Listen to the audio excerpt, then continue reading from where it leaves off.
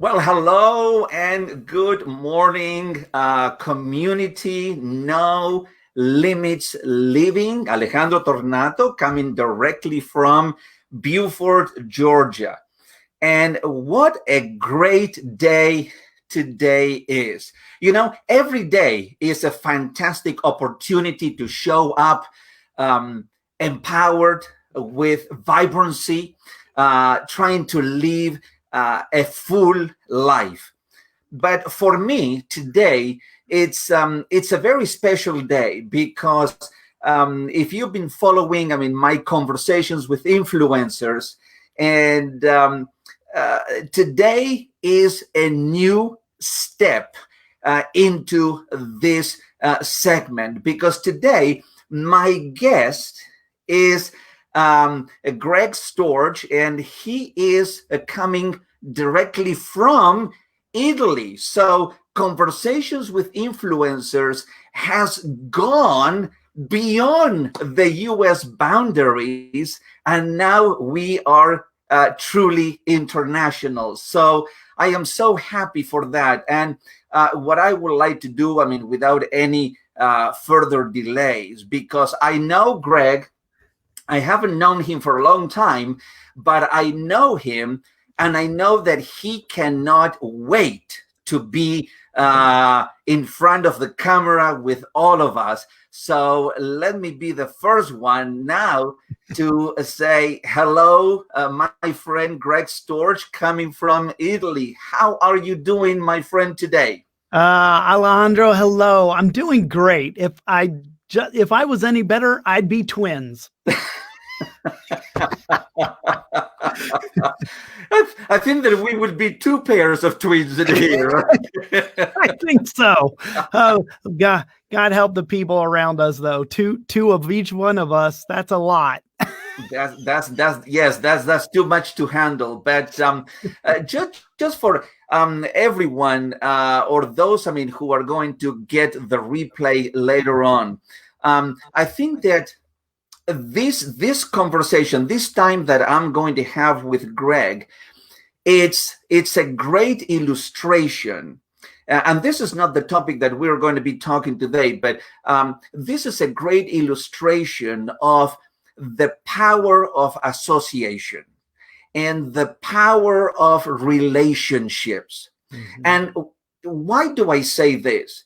Well, I say this because the way that I went about getting to know Greg, it was through another common friend of the both of us, and that person is Melanie Ake. And if you followed her, Melanie Ake, she has a page, Everyday Leaders, and she also has a podcast, 50 in 50 podcast.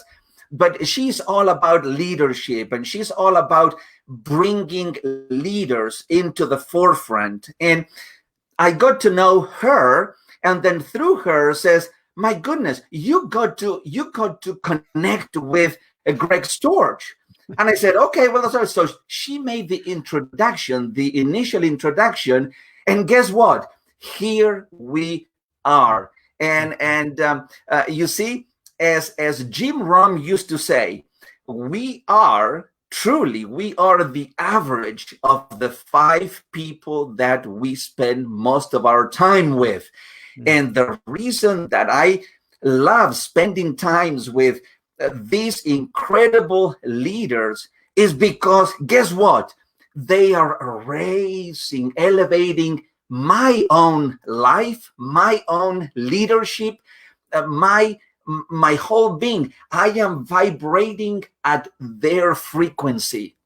And what a great place to be. Isn't that, Greg? Yeah, that's awesome. And I talk about, our sphere of influence all the time, and how important it is how we choose to give our time to people, and who we allow to take our energy and our time from us and give to us. So I love that you started talking about Melanie and those 6 degrees of separation. That's great. Oh yes, incredible. And just within the past few days, another experience that really enlightened my life journey was a conversation that I had on the phone with, and you know this person, Eric G. Reed. And I tell you, I had a conversation with Eric, and pretty much my message and my branding and the way that I thought about things, I mean, it was really, it helped me to, in just a few minutes, it wasn't a very long conversation, but change my thinking paradigm as to, because I mean, the first question that he asked me it was, I wanted to have him as a guest, and we are going to do a conversation with influencers with Eric, I mean, coming up. But he asked me, says, what is your message? You know, and that's one of the great characteristics of great leaders and coaches, is they ask you questions that they stop you right in your tracks, and it says, oh my goodness, I never, because my message was, I was having a little bit of problems, I mean, for some times in defining or redefining what my core message was. But that conversation brought tremendous, it was just pouring clear water on my thinking, on my brain, and it brought so much clarity. So yeah, what you're saying is the importance of hanging up with the right kind of people. It can make a tremendous difference in your life. Yeah, absolutely. And, you know, that's a great testament to the power of coaching. And, you know, one of the best coaches I've seen is Eric G. Reed. He's really good at really getting those right questions, the probing questions that get us past these hurdles that are in our way. And, you know, a lot of times, Alejandro, we don't see things because we're too close to them. You know, when you're so close to something, sometimes it's just hard to see. And a coach is a great way to step back and get a new focus. They can ask the right questions that can make you reevaluate and change your perspective on the way you're seeing things. And that's a great way to get over things that are blocking you. That's exactly right. Now, before I forget, and before we start getting into the into the subject matter, I want to publicly congratulate Greg because he is the president of Lion Enterprises, and he also has a page or a group on Facebook. Is called the Lion's Den. You know, I mean, when you are together, I mean, with Greg, it looks like, I mean, he's going to roar on you, and he's just going to grab you, I mean, with that lion power. And he also has, that's right, and he also has a podcast that is called The Weekly Roar.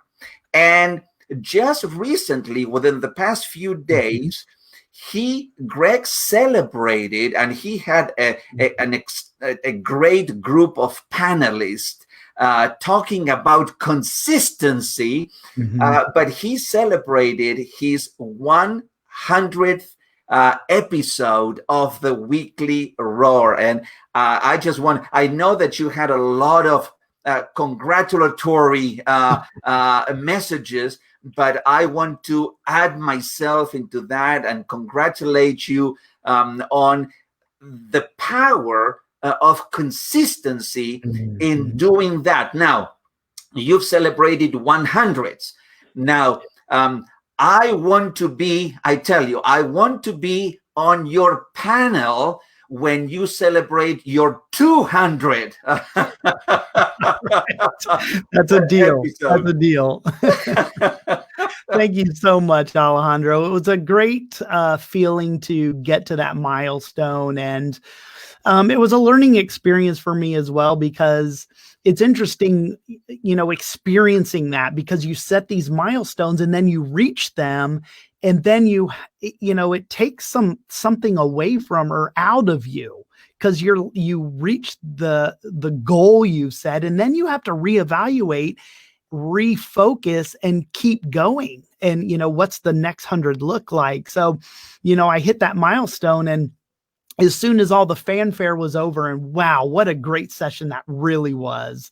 Okay. I had to get right back and focus on the next thing. You can't stay there too long. Once you get there, you got to refocus, reset, and move on. So, episode 101 is coming up this Wednesday. Excellent. Yes. Just consistency. I mean, you are also a speaker, coach, and trainer, certified through the John Maxwell team, as I am. And we heard it so many times. I mean, from John Maxwell, the power, the compounding power of a consistent life, or consistency. It's incredible. Yeah. But today we are going to be talking about a topic that, it's not a new topic. A lot of people talk about this. But I truly think that self-leadership, self-leadership is a topic that everybody needs to hear. And I don't think that we can hear it enough. And especially during challenging times. We have been, for the past few weeks, this is very unusual times, not just in the United States, but globally, all over the world. I don't think that there hasn't been a single person who has not been impacted on this coronavirus situation.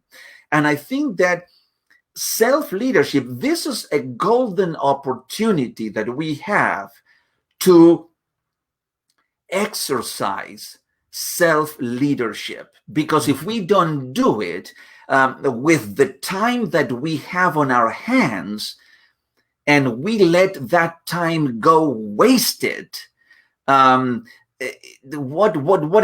a sad picture that is. So throughout your career, and especially you mentioned that you were in the Navy, what is the importance, or what is the meaning to you, Greg, of self-leadership? What does that mean to you? Such a great question. I love this topic. If I can, I wanted to mention that just in, a few weeks' time, on the 4th of May, I'm actually going to be a panel member speaking about this very topic at the Global Self-Leadership Summit. And that's going to be, you're going to start seeing some information come out on that here shortly. So I love this topic. And, I joined the Navy when I was 17 years old. I left Daytona. I was born and raised in Daytona Beach, Florida, and I graduated high school. And at 17 years old, I joined the Navy and left and went to San Diego. So I'm 3,000 miles away from a home I grew up in and had never left. So my first time leaving home, I'm in San Diego, across the other side of the country.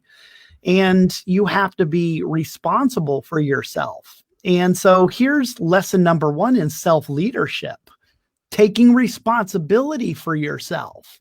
So to me, self-leadership is taking responsibility for yourself, your actions, your words, how you present yourself, all of those things that you have control over for yourself, and making a conscious decision on how you're going to lead yourself. And Alejandro, you've heard this before in the John Maxwell team circles, is one of the hardest people we'll ever lead is ourselves. Right? That's exactly right. Plus the fact that as John would say, and all the different coaches, I mean, would say, you cannot give to others what you don't have yourself. So most people, they want to jump that step. I mean, make that transition into becoming a leader, okay, and everything. I mean, you're just very formal, leading others, and you have the title, and you have the office, and you have all the external things, and yet you cannot even lead your own life. And you lack self-discipline. You give yourself a command and you don't follow through with it. So then you're kind of living a double life, because you want to give to others and lead others when you haven't even began the first step, the kindergarten step in leadership, and that is leading you. Yeah. It all starts with us. You have to start with yourself first. Just like you said, Alejandro, you can't pour from an empty cup. So, right. So yeah, exactly. You have to start with yourself. So to me, self-leadership is just that. It's managing yourself first. It's taking all those, taking responsibility for yourself. That's that. I mean, yes, that's exactly right. Now, during these times, and I know that through the news, I mean, that Italy, I mean, has been hit hard. I mean, with this situation. How do you view in your own life and in the life of perhaps leaders who have to make the tough decisions? How do you view their leadership or the relationship with you, even as to how have you been able, I mean, to lead yourself through this kind of rough waters type of days? Yeah. So I do live in northern Italy right now. I've lived here for almost 2 years with my wife. And as most everybody knows, Italy didn't take long to turn into a completely red country. COVID-19 arrived here on February 1st through Rome. And within 2 weeks, the region just to the west of us was the epicenter where the outbreak started, and which is not even 20 minutes away from us.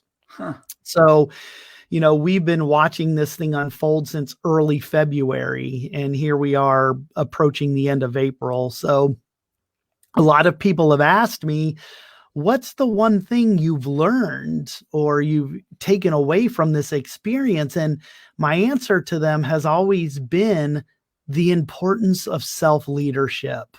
And I now more than ever in these times and during these circumstances, I've really realized the importance of the responsibility to lead yourself first. And here's a few examples. During the lockdown, they restricted exercise and movement. And as you may or may not know, I was training for a half marathon. So I needed to be outside running. And so, my half marathon was going to be May 16th, just in a month. And of course, it's been postponed, but I had to make a decision. I had to make a decision on whether or not I was still going to go outside and still run. I could run. However, I had to think into, was it the right thing to do? Because if my mentality was, I'm going to go outside and be out around people when I shouldn't be because I'm allowed to, then a bunch of other people could have that same mentality, right? And then what will happen? More and more people will be going outside. And that's what they were trying to avoid. So I had to take it upon myself to make the decision that I just wasn't going to go out there. And what I was really happy about is I was able to get to that decision before the government made the decision for me. About 3 or 4 days later, the local mayor did make the decision to finally cut off the outdoor activity. So there's one example personally where I've had to exercise, self-leadership during COVID-19. And I tell you one thing, Greg, you just hit the nail on the head, because that is one characteristic of people who lead themselves, and is lead by example. Is leading by example. Is you don't have, if we are leading ourselves, we don't have to wait for others to tell us, well, this is the list of actions that you should be following. No, we don't need that, because we already know what that list of things are, because we can make sense of it. I mean, we are leading our own life. We have control of our own lives, as opposed to living by default. So leading by example, it's something that it doesn't come from the outside in. It goes from the inside out. I love it. I love it. And that kind of dovetails into my next point. And we were talking about, you had asked a question about leadership. And I think, during these times, it's important that leaders are leading by example. People do what people see. And followers are watching leaders.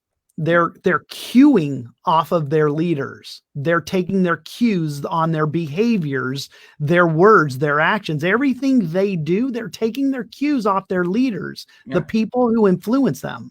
If your influencers are not doing the right things, you won't do the right things. You'll follow. And so one of the most important things during these kind of times, these challenging times, is for leaders to understand that, one, people are watching. Yeah. Even when you think they're not watching, they're watching you. and two, you have to set the example you want other people to emulate. Yeah. And so you have to lead by example, like we just mentioned. So understanding that, and the other big thing is remaining calm. If you escalate, your people will escalate. If you remain calm, your people will stay calm. So to me, those are the really big things about leadership right now to understand, is people are always watching what you're doing. They're cueing off of your words and your actions, and they're going to emulate them.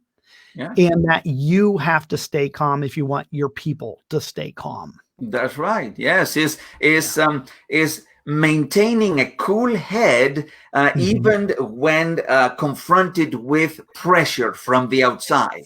Yes. That, and that is setting that example that, yes, listen, we are living times of crisis, okay, and we are acknowledging that, and that's the right thing to do.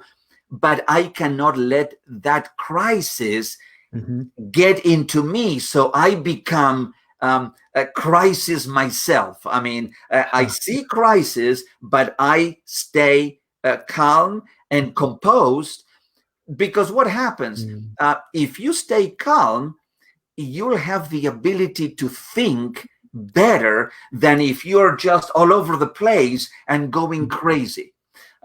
So the one thing, I was mentioning that my theme changed and my message changed, and now I am all about living a life without limitations, living a life without limits. I mean, just living full out. I mean, living a limitless life. And I heard it many times, and I know that you heard it many times as well, Greg, that the only limitations that exist are the ones that we ourselves impose in our own life and daily living.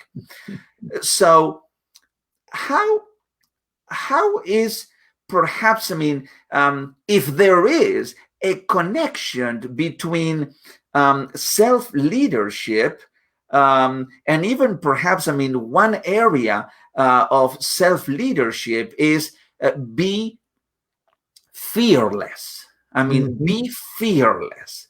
How is that perhaps tie into a life without limitations? Is there something that we can draw from there?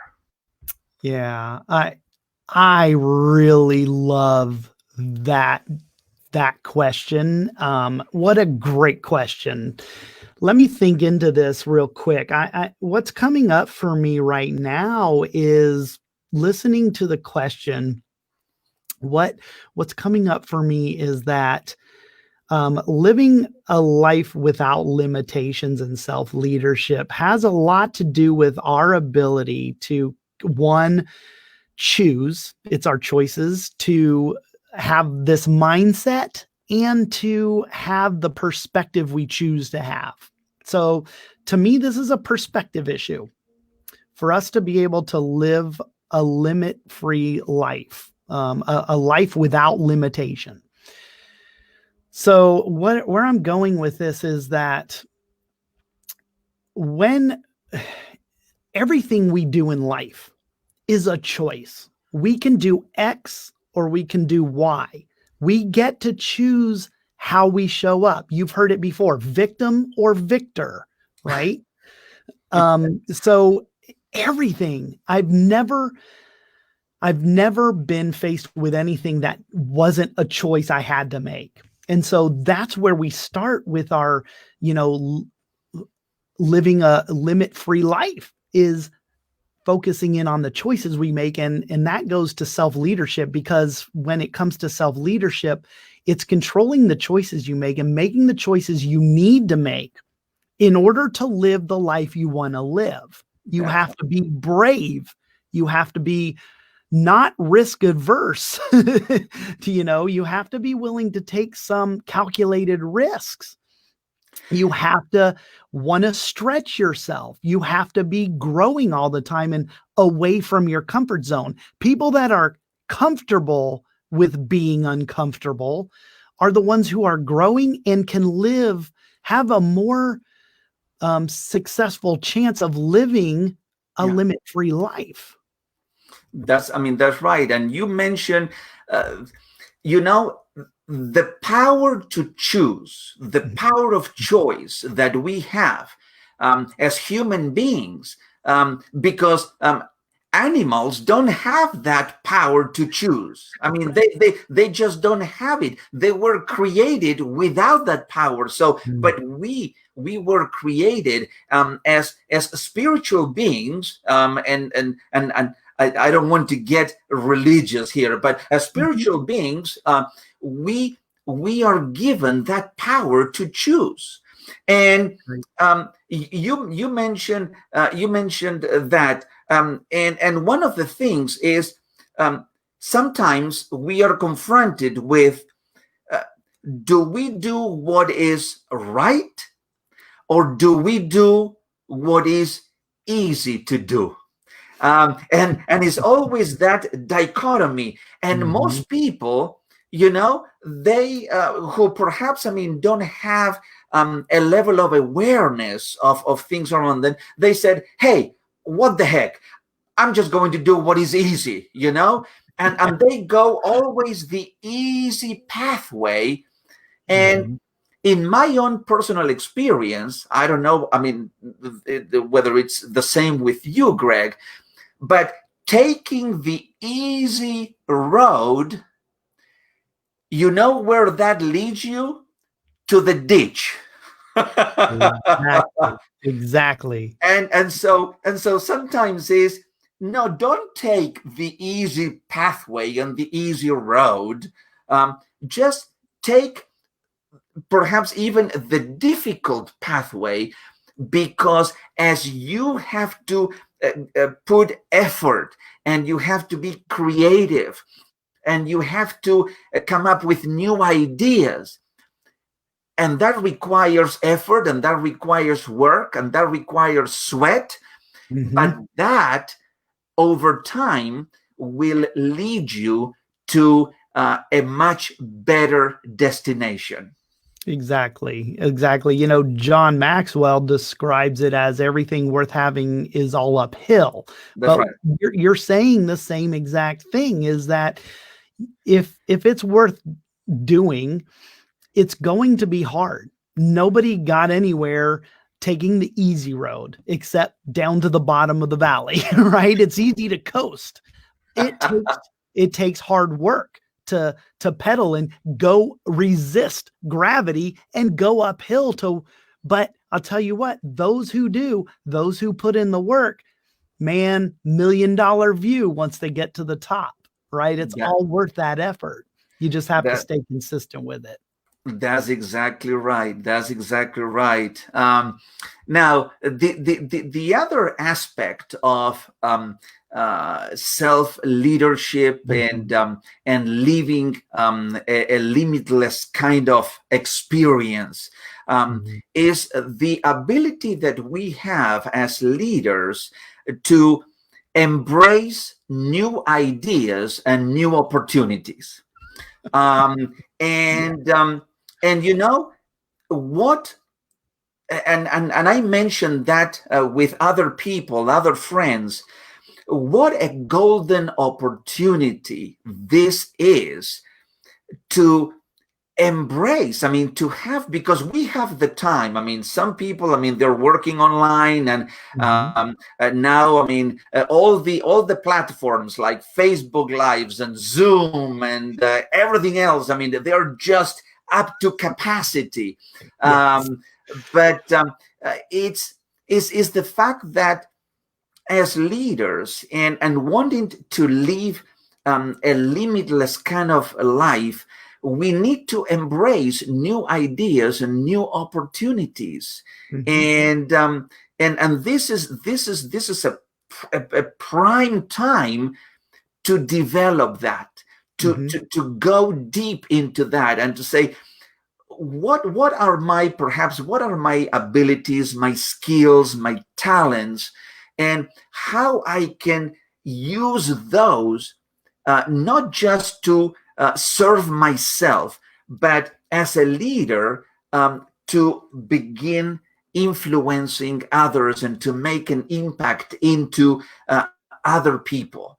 Yeah. I feel like there's two groups of people, right? I feel like there's people out there who can overcome their fears and do things that challenge them and try new things without being prompted. And then there's other people who need something extreme, like this pandemic, to force them into a situation where they have to face their fear of trying to do something new and different. And a lot of people are in that situation now with the pandemic and being, quarantined at home, and they're having to figure out new ways to work, new ways to handle everybody being at home all at once. I mean, we live in a time where most parents, both parents are working, the kids are at school and in sports programs after school, and not having everybody at home is not a common thing day after day after day after day like it has been. So a lot of people are being put into a situation where they're being challenged. So I feel like there's, two different camps there. Some people have the ability to conquer their fear without being prompted by an extreme circumstance to do it. And then there's others that can do it, but they do it out of the need to do it because of their circumstances. That's exactly right.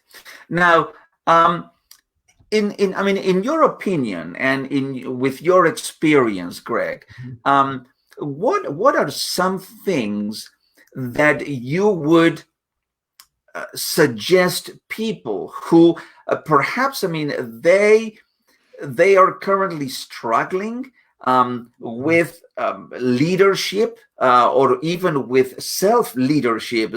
I mean, how do I begin to lead myself, or how can I improve on a daily basis, taking a little bit more control over my own life, as opposed to letting everything else control who I am and where I am going. So, what are some words of wisdom, and where are something that you can share with our community to help people to become more aware, or even to implement things to develop their self-leadership abilities?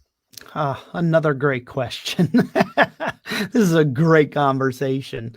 So for me, one of the things is we can't allow ourselves to get swallowed up in our situations. We have to maintain our identities and maintain clarity. This is a mindset and a perspective issue for people. So to help, if you feel like you're not in your traditional patterns and you're struggling to lead yourself, if you're struggling to get into a routine at home right now, where you normally are, Johnny on the spot, getting in the car, driving to work, getting your morning coffee and getting into the office and starting your day. And now you're stuck at home doing it virtually, and you're just struggling. There's some things you can do to take a step back. First of all, the biggest thing is awareness. Having awareness around it, that's actually happening to you, is the biggest thing. If you are aware that you're struggling, then the next thing you need to do is ask yourself a couple of questions. And one of them is, what is another way for me to look at this? If I'm looking at this way and it's producing this type of action and result, what is another way that I can be looking at it differently that will get me to take the right actions to get the results that I want? So that's question number one. The second question you could ask yourself, and it's sort of along the same lines, is how is this serving me right now? How are my actions? How are my thoughts? How are my choices? How is my perspective serving me to get me to where I want to be? Now, if you're struggling right now, the answer is it's not. So the next question is, what is the one thing? Start small. What is just the one thing that I can do today differently that will change my course tomorrow? That's right. And I think that's a very important consideration, because I truly believe that most people, they're not making the progress that they want to make. And it's not because they lack the resources, or they lack the abilities or the skills or the talents. But I think that what they want to achieve is, they want to achieve either something that is gargantuan and huge, and they just get themselves, into that brick wall, and they bounce back and they said, oh my goodness, I cannot do it. And what happens? They just give it up, and they said, let me get into some other thing. That's one. Or the other is that they want to do, as instead of your suggestion of focusing on just one thing, and do that with all of your heart, and just get that one thing done. No, they want to do 500 things. and again, they try to do so many things that they end up doing absolutely nothing. Mm-hmm. So it's better to move at a slower pace and keep making progress than trying to do everything at once and then end up doing none. Exactly. Exactly. You hit the nail on the head. That's a very, very common problem. Yeah. Absolutely. Yeah. And the other thing is, if you think that you're not making the progress that you need to be making, I think that another consideration is to search for help and begin surrounding yourself with mentors, with coaches, with people who can, as I mentioned at the beginning of this conversation, I mean, my experience with Eric Reed, but even this conversation, I mean, with you, Greg, is just revealing things that were inside and now they're being brought out. So surround yourself with people who can take you from where you are.